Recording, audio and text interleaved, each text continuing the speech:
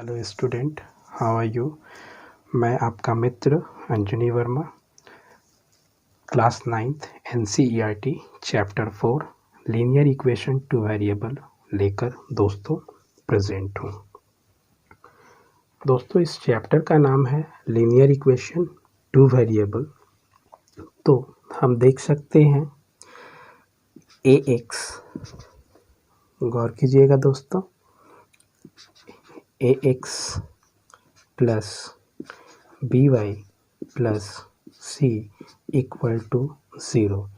इस फॉर्म में linear equation two variable दिया रहता है, ठीक है, जिसमें A, B और ये C कोई नंबर होता है, ठीक है दोस्तों। A, B, C कोई नंबर हो सकता है, यानी कि कोई real number A, B, C के जगह पर हो सकता है। और इसमें x और y दो वेरिएबल हैं, ठीक है दोस्तों। साथ ही साथ इसमें a नॉट इक्वल टू 0 होता है, b नॉट इक्वल टू 0 होता है, a 0 नहीं होता, ठीक है दोस्तों, और b 0 नहीं होता, ठीक है। c 0 हो सकता है, ये कांस्टेंट है, इसके जगह पर 2 है तो यह 2 रहेगा, अगर 3 है तो यह 3 रहेगा, 0 भी हो सकता है। तो ये कांस्टेंट है जो अपने वैल्यू को बदलता नहीं है, लेकिन वेरिएबल अपने वैल्यू को बदलते रहते हैं, ठीक है दोस्तों। तो इसे हम कह सकते हैं an equation of the form AX plus BY plus C equal to 0 where ABC are real numbers such that A not equal to 0, B not equal to 0 is called a linear equation in two variables x and y। दोस्तों, इस variable के जगह पे हो सकता है t हो सकता है y के जगह पे m हो, यानी कि अल्फ़ाबेटिकल कोई भी और लिटरल नंबर इसके स्थान पर हो सकता है, ये हमारे वेरिएबल होंगे। हो सकता है Q R हो, तो ये दो वेरिएबल शामिल होते ही हैं, तो इसे हम कहेंगे लीनियर इक्वेशन टू वेरिएबल, ठीक है दोस्तों। अब चलिए, आपके NCERT में सबसे पहला क्वेश्चन जो है, देखिए क्वेश्चन मैंने पहले से लिख रखा था आप लोगों के लिए, इसे आप ध्यान देंगे। क्वेश्चन है, the cost of a notebook is twice the cost of a pen, right a linear equation in two variables to represent this statement, ठीक है दोस्तों। अब देखिए, मैं इसको हिंदी में भी समझाऊंगा ताकि मेरे हिंदी के छात्रों को प्रॉब्लम नहीं हो। तो यहाँ पे क्या बोला कि कॉस्ट, एक नोटबुक का जो कॉस्ट है वह दोगुना है, किससे? कॉस्ट ऑफ ए पेन से। पेन की कीमत से दोगुना कीमत नोटबुक की है। तो राइट ए लीनियर इक्वेशन, इसके लिए हमें लीनियर इक्वेशन लिखना है इन टू वेरिएबल्स। वो लीनियर इक्वेशन किस वेरिएबल में होना चाहिए? टू वेरिएबल्स में, टू रिप्रेजेंट दिस स्टेटमेंट। तो इस स्टेटमेंट को लिखने के लिए हमें लीनियर इक्वेशन टू वेरिएबल्स का यूज़ करना है। तो इसे हम कैसे करेंगे? तो लेट, पहले क्वेश्चन का दोस्तों यहाँ मैं सॉल्यूशन देता हूँ। क्वेश्चन मैंने दिखा दिया है, आपके किताब में भी होगा। ये 1 का सॉल्यूशन क्या है? तो यहाँ लिखेंगे let the cost of a notebook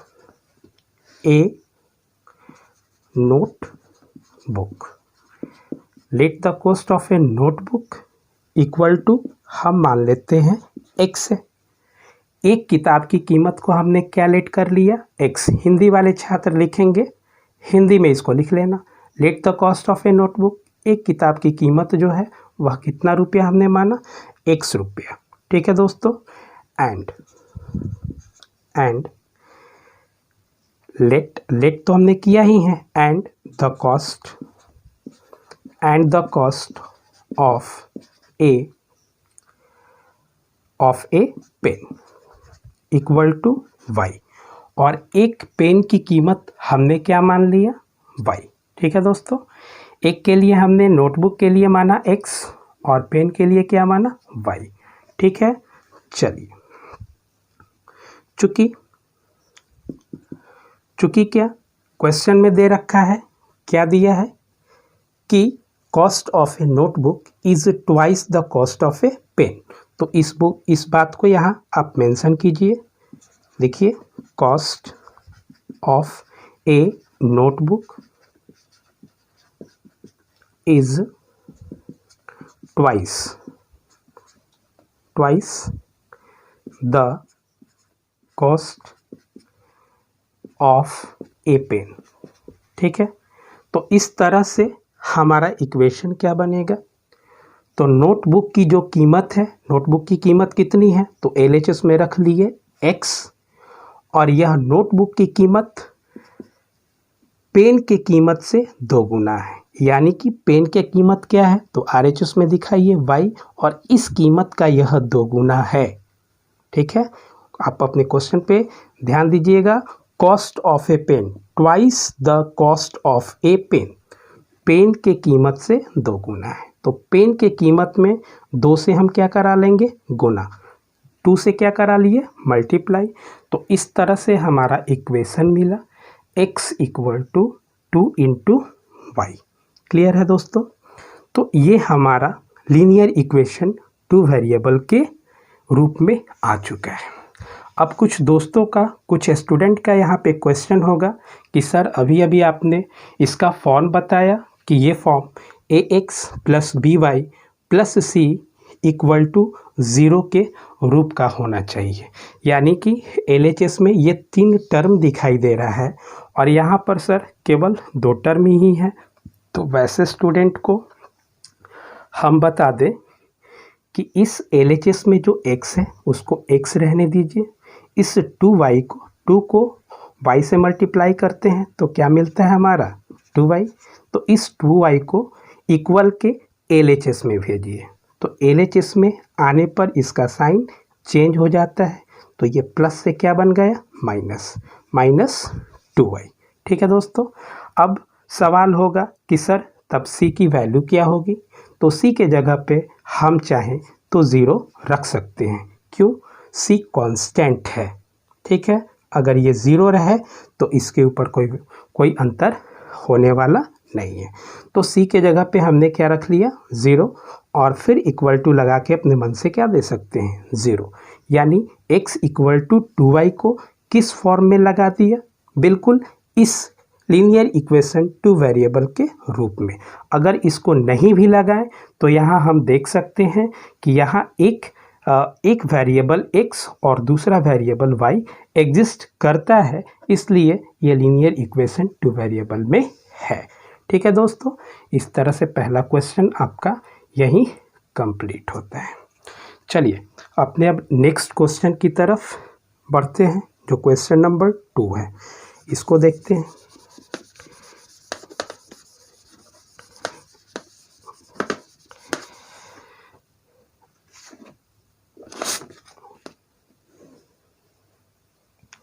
दोस्तों सेकेंड क्वेश्चन को अब हम लोग देखेंगे, इस NCERT एक्सरसाइज 4.1 क्लास 9 का सेकेंड क्वेश्चन है। देखिए, express the following linear equation in the form of ax plus by plus c equal to 0 and indicate the value of a, b and c in each case. यानी नीचे में हमारे कुछ equation दिए गए हैं, इसको आपको एक्सप्रेस करना है लीनियर इक्वेशन 2 वेरिएबल के रूप में। एक्सप्रेस करने के साथ साथ, यानी कि लीनियर इक्वेशन 2 वेरिएबल में आप इसको शो करेंगे, दिखाएंगे, और उसके साथ साथ आपको a, b और c का वैल्यू भी बताना है हर एक केस में, यानी कि हर एक क्वेश्चन के साथ हमें ये बताना है। तो चलिए इस क्वेश्चन को कैसे सॉल्व करेंगे, देखिए दोस्तों। सबसे पहला क्वेश्चन हमारा यहाँ पर है, ध्यान देंगे। पहला क्वेश्चन हमारा है सॉल्यूशन सेकंड का पहला। 2x plus 3y equal to 9.5 और 5 के ऊपर ये रेकरिंग है, यानी कि 5 का रेपिटेशन बार बार हो रहा है। इसका अर्थ आप लोग पहले क्लास में पढ़ चुके हो। तो चलिए दोस्तों, यहाँ हम देखते हैं कि ये ax plus by plus c equal to 0 के से तुलना यदि करे तो उसके रूप में ये बैठा हुआ है, यानी कि ax के जगह पे 2x, by के जगह पे 3y और c के जगह पे यहाँ कुछ दिखाई नहीं दे रहा है। लेकिन दोस्तों c का वैल्यू है, इसे देखिए कैसे सॉल्व कीजिए। 2x प्लस 3y इस RHS में 9.5 को LHS के तरफ उठा के रखेंगे तो इसका साइन बदल जाएगा। प्लस से क्या बनेगा, माइनस 9.5, यानी कि इसका स्थान हमने चेंज कर दिया LHS के तरफ, और इधर RHS में कुछ नहीं बचा, इसका मतलब यहाँ पर क्या है, 0। अब देखिए दोस्तों, ये C का वैल्यू आ चुका है। C का वैल्यू क्या है, 9.5, और 5 के ऊपर क्या है दोस्तों, ये रेकरिंग, यानी कि 5 का बार बार रेपिटेशन है। तो अब यहाँ एक सवाल बच्चे कर सकते हैं कि सर इस फॉर्म में तो हर जगह आपने प्लस दिखाया है, फिर बीच में माइनस प्लस ये सब शामिल है। तो दोस्तों यहाँ पर प्लस के जगह पे माइनस, माइनस के जगह पे प्लस, कुछ भी हो सकता है, लेकिन ये टर्म इसी रूप का होना ज़रूरी है। यह लीनियर इक्वेशन टू वेरिएबल का कंडीशन है। ठीक है दोस्तों, चलिए अब यहाँ a का वैल्यू हमें दिखाना है। a का वैल्यू क्या है, तो अभी आपको बताए थे, पहले वेरिएबल के साथ जो नंबर शामिल होता है, जो भी रियल नंबर है वो हमारा a है।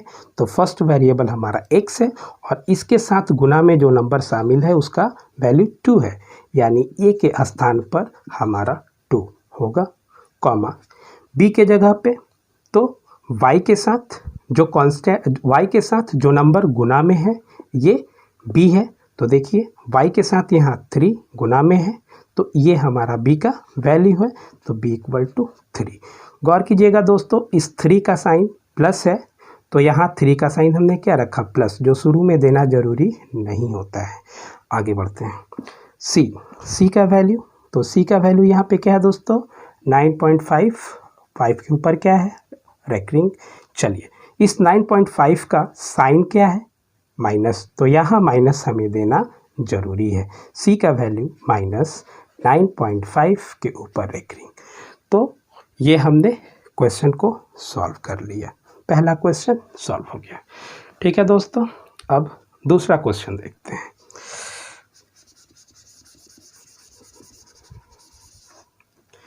अगले क्वेश्चन को लेते हैं सेकंड का सेकंड। क्या है देखते हैं, x minus y by 5 minus 10 equal to 0।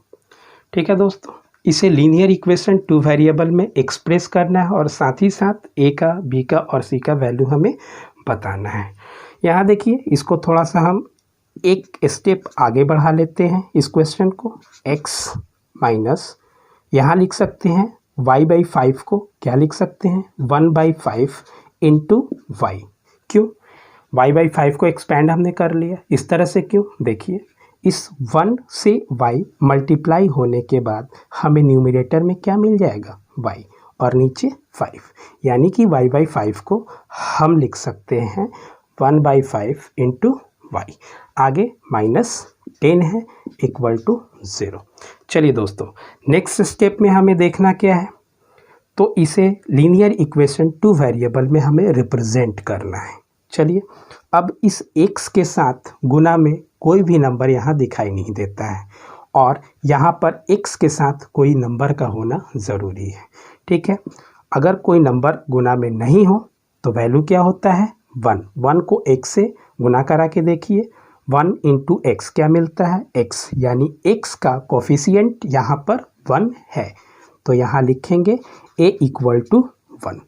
आगे दोस्तों b का वैल्यू क्या होगा, तो y के साथ गुना में क्या शामिल है, देखिए 1/5 और इसका साइन क्या है माइनस, तो लिखेंगे b इक्वल टू माइनस 1/5, ठीक है। फिर कॉमा c का वैल्यू, तो c इक्वल टू, देखिए c का वैल्यू कांस्टेंट में क्या होगा, तो कोई नंबर दिया होगा उसके साथ गुना में कोई भी वेरिएबल नहीं होता है, वो हमारा कांस्टेंट है। तो देखिए दोस्तों c का वैल्यू है -10। तो इस तरह से ये भी सेकंड का सॉल्यूशन ख़त्म हो गया। फिर इस तरह से आगे बढ़ते हैं, क्वेश्चन नंबर 3 को देखते हैं, सेकंड का थर्ड। आइए क्वेश्चन नंबर थर्ड में क्या है, देखिए -2x plus 3y equal to 6। अब देखते हैं दोस्तों LHS में हमारे दो वेरिएबल तो हैं लेकिन कांस्टेंट नहीं है, तो इस 6 को RHS से उठाकर LHS में रख देंगे, C मिल जाएगा, ये टर्म तीसरा वाला कांस्टेंट हमारा मिल जाएगा। चलिए तो ये काम हम करते हैं, -2x प्लस 3y, इस 6 को LHS के तरफ, तो प्लस से क्या बन गया -6 इक्वल टू, अब इधर तो कुछ नहीं है तो यहाँ बचा क्या 0। अब देखिए ये वैल्यू जो है ये बिल्कुल ये रूप जो है क्वाड्रेटिक इक्वेशन लीनियर इक्वेशन इन 2 वेरिएबल्स के रूप में आ चुका है, ठीक है दोस्तों। अब देखो a का वैल्यू बताना है, आप बताओ a का वैल्यू क्या होगा, x के साथ गुना में क्या है -2, तो लिख दो -2, आगे कॉमा b के साथ गुना में क्या है 3, तो लिखेंगे वो भी +3, तो प्लस का देना ज़रूरी नहीं है 3। आगे c का वैल्यू, तो c का वैल्यू यहाँ पर है निगेटिव में -6। इस तरह से ये भी क्वेश्चन सॉल्व हो गया, ठीक है दोस्तों। एक क्वेश्चन और देखते हैं, क्वेश्चन नंबर 4 कुछ इस तरह से है, x इक्वल टू 3y। यहाँ देखते हैं दोस्तों कि केवल 2 टर्म ही दिया है और इसको लीनियर इक्वेशन 2 वेरिएबल में हमें लगाना है। तो चलो x के तरफ 3y को भेजते हैं, इसका साइन चेंज हुआ बना -3y इक्वल टू 0। अब तो कुछ करने के लिए इसमें बचा नहीं, अब इसका रूप जो है अभी लीनियर इक्वेशन 2 वेरिएबल में नहीं है, क्योंकि यहाँ कांस्टेंट हमको दिखाई नहीं देता और हमने आपको बताया है कि कांस्टेंट के जगह पे अगर 0 रख दिया जाए तो इस पूरे लीनियर इक्वेशन 2 वेरिएबल पे कोई फ़र्क नहीं पड़ता है। तो चलो x माइनस 3y और इसके जगह पे अपने मन से +0 दे सकते हो इक्वल टू 0। अब देखेंगे तो LHS में 3 टर्म हमारा दिखाई दे रहा है, ठीक है, बिल्कुल इस लीनियर इक्वेशन 2 वेरिएबल के रूप का, ठीक है। C कांस्टेंट है, वो 0 भी हो सकता है, लेकिन A और B 0 नहीं होता है। चलिए दोस्तों, तो a का वैल्यू x के साथ कुछ भी नहीं है, अभी हमने ऊपर सॉल्व किया, a के साथ कुछ भी नहीं है, मतलब कि क्या है का वैल्यू 1 कांस्टेंट की है। आगे बढ़िए दोस्तों, b का वैल्यू क्या है, निगेटिव में है -3। इस तरह से c का वैल्यू, c हमारा क्या है +0। तो आपको बता दें 0 इज़ नाइदर निगेटिव नर पॉजिटिव, 0 ना तो प्लस में होता है और ना माइनस में होता है, तो सिंपली इसके जगह पे हम लिखेंगे c इक्वल टू 0 और ये क्वेश्चन यहीं सॉल्व होता है। दोस्तों 2-3 क्वेश्चन और इस सेकेंड में बचे हुए हैं, वो प्रैक्टिस के लिए छोड़ रहे हैं ताकि आप लोग घर पे इसके आधार पर बनाएं, ठीक है दोस्तों। इस तरह से ये एक्सरसाइज 4.1 आज यहीं ख़त्म होता है। यदि आपको कहीं भी दिक्कत आती है तो मेरे वीडियो सेक्शन के कमेंट में आकर कमेंट करें और कोई क्वेश्चन यदि आपको पूछना है तो आप पूछ सकते हैं। चलिए दोस्तों,